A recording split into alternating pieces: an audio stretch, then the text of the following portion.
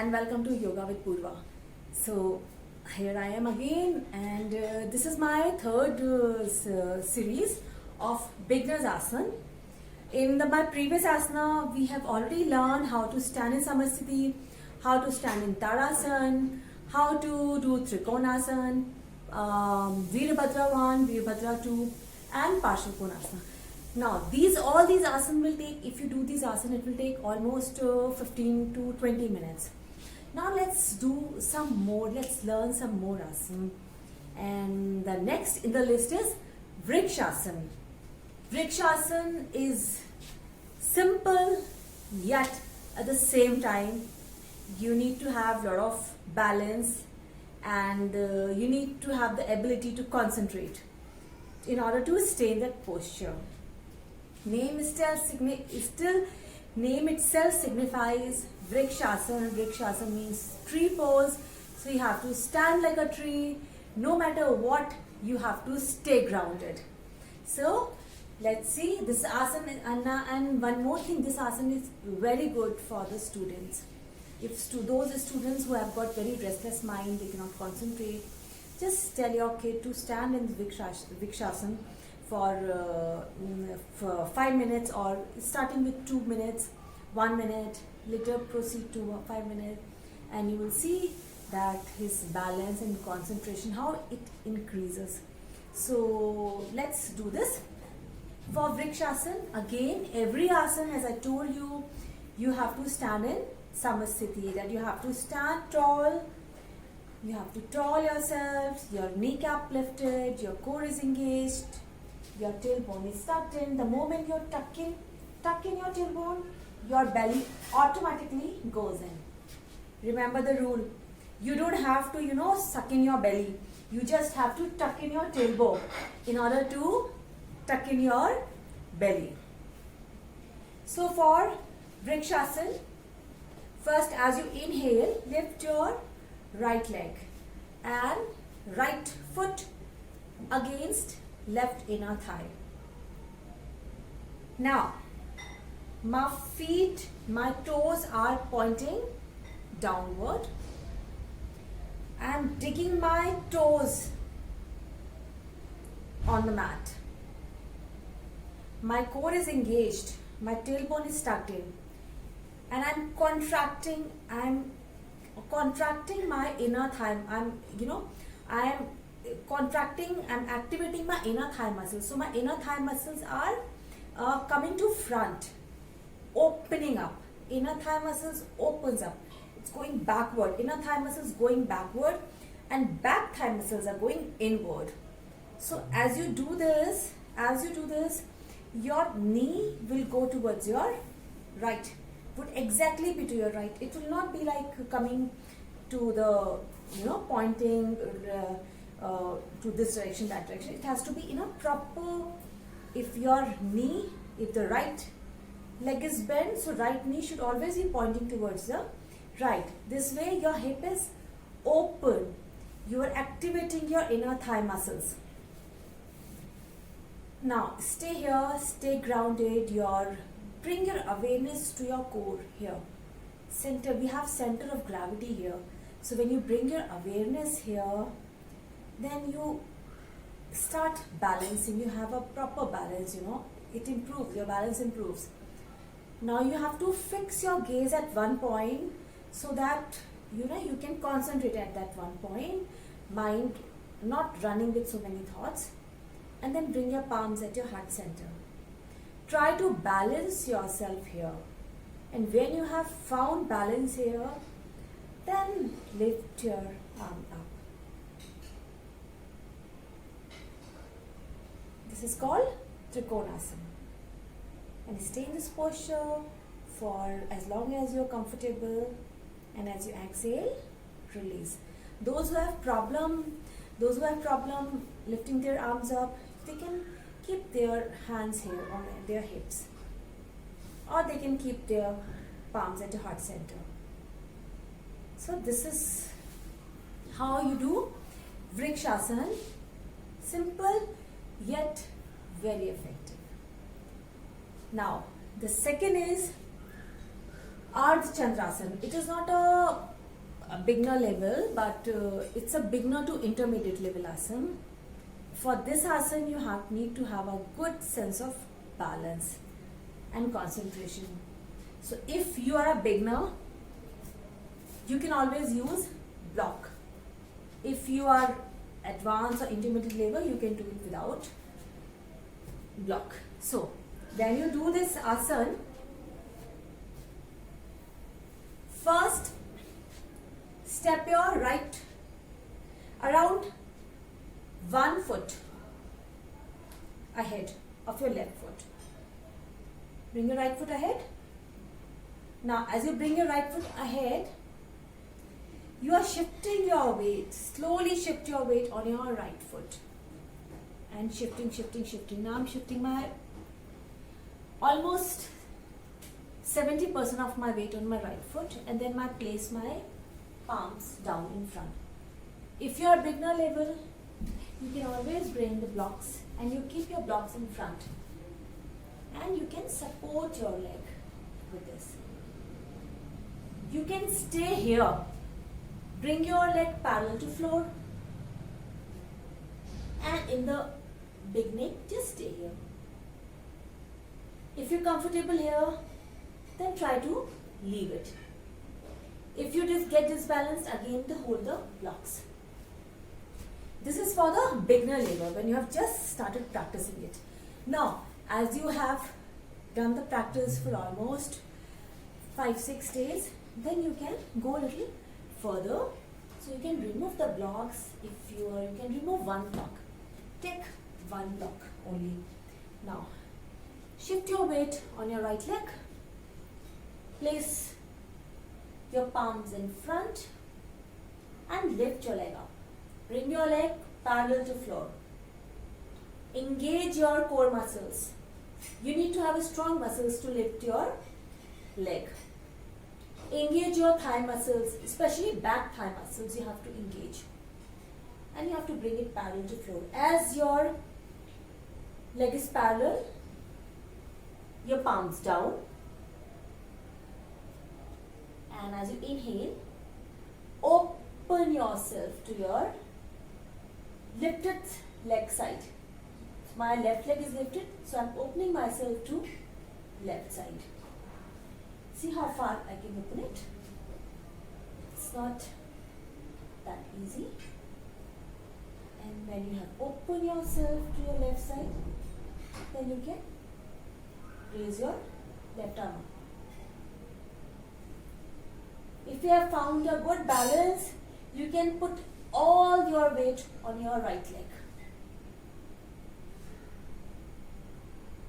If you are comfortable here, you can extend your arm forward. Hips are stacked over each other. And breathe here.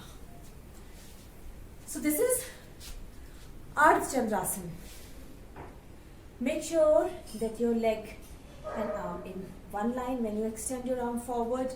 If you raise your arm up toward the ceiling, toward the sky, then your both arms should be in one line. This asana is very good for your core, for your legs, and most important thing, it's good for your balance and concentration.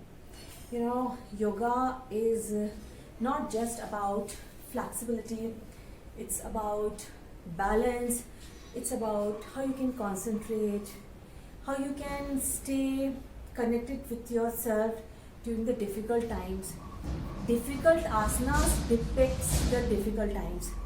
Easy asanas depicts easy time of your life.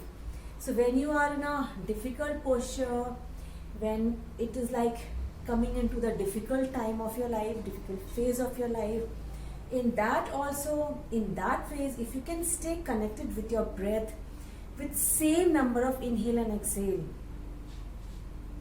If you're inhaling with a count of 4, exhaling with a count of 4, but during the difficult posture, we are not able to maintain the count of 4. It goes down to count of 3, count of 2. So still, if you can maintain inhale and exhale, same count in even during difficult posture, the difficult posture will become easy. It is said, what do you call this? Sthir Sukham Asana. So, asana in which you are comfortable, that is the best asana. So, whenever you are in a difficult asana, whenever you are in the difficult phase of your life, try to breathe, try to take equal inhale and exhale. And you will not even realize how, things will become easy for you. Your mind will become peaceful, very calm. So, try this in your real life. Whatever you do in yoga, you can apply this in your real life also. Every posture, every difficulties in yoga, all your breathing practices can easily be applied in your daily life, and you will see how your life becomes easy. Difficulty will not go from your life. I know difficulties will come in your life. Being here on this earth, of course, we have come here to face all the difficulties, but these asana practice, these breathing practice is all that makes us strong, tells us to stay connected with our breath even during difficult times. And when you learn to stay connected with your breath, there's nothing, you are calm and peaceful in every situation. You are the same in every situation. So, try this. And one more thing, there is one more asana that I Padangusthasana. For this, bring your feet hip width apart. Now, you are standing tall. Check your alignment. Your kneecap is lifted. Your core is engaged. Your tailbone tucked in. The moment you tuck in your tailbone, your belly will go in. Your shoulders relaxed, and you are standing tall, trying to touch the ceiling with your crown of your head. Now, as you inhale, bring your arms up. And as you exhale, hinging from the hip. Hinging from the hip means you have to keep your spine straight all the time while coming down. Your spine will not, stoop. Your posture will not stoop. Arch your back. You have to come straight. Inhale, and it come like a swan. This is easier. Coming in this posture is easier than coming in this posture. What is the difference? When you are in this posture, your center of gravity comes more towards your chest. So you have to have more strength, supporting your back. You need to have more strength on your back to support your body, like in this posture. As you spread your arm, shoulder, as you spread your arms to your shoulder level, your center of gravity suddenly shifts from here to your navel. And it's easier balancing your body, the whole body. So as you inhale, bring your arms up, exhale. Keeping your spine straight all the time, straight.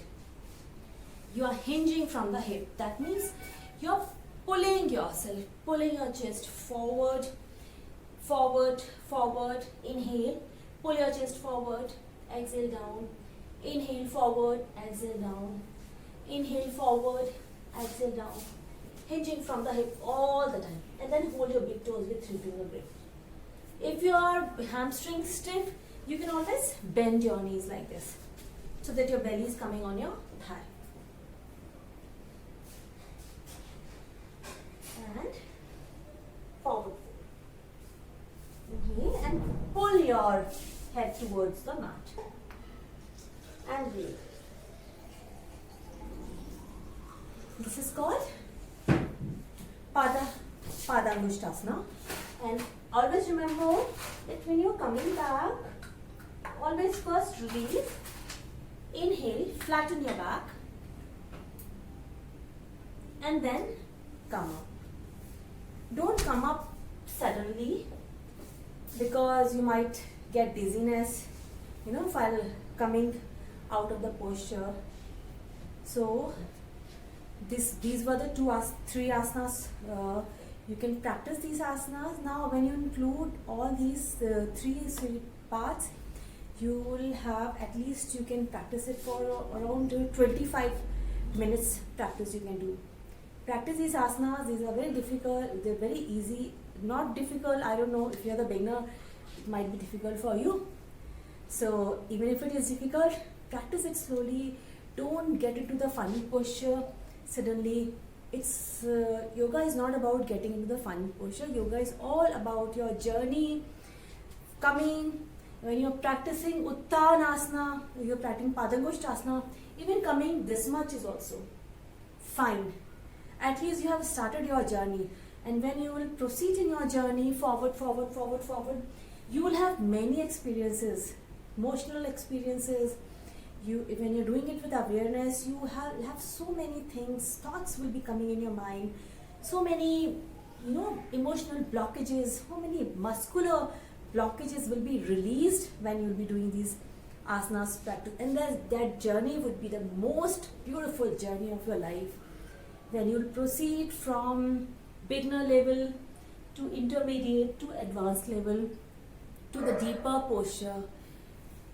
Those who are very, very flexible, they immediately go into the posture, and then for them, the experience is not that good. They don't experience anything because they're already into that deep posture. But once you start, you are, beginning, and you're not flexible enough, and slowly you gradually go into the posture.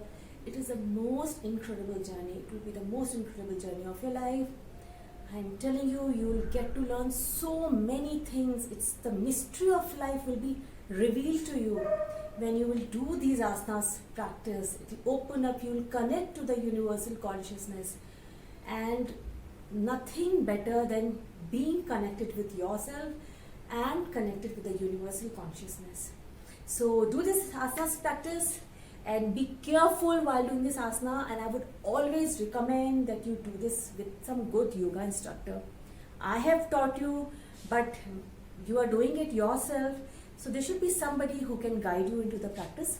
So I have taught you, but you should have somebody with whom you can practice, who can guide you further. So practice it at home, and stay healthy, stay connected with yourself, eat well. Namaste, and keep watching my video.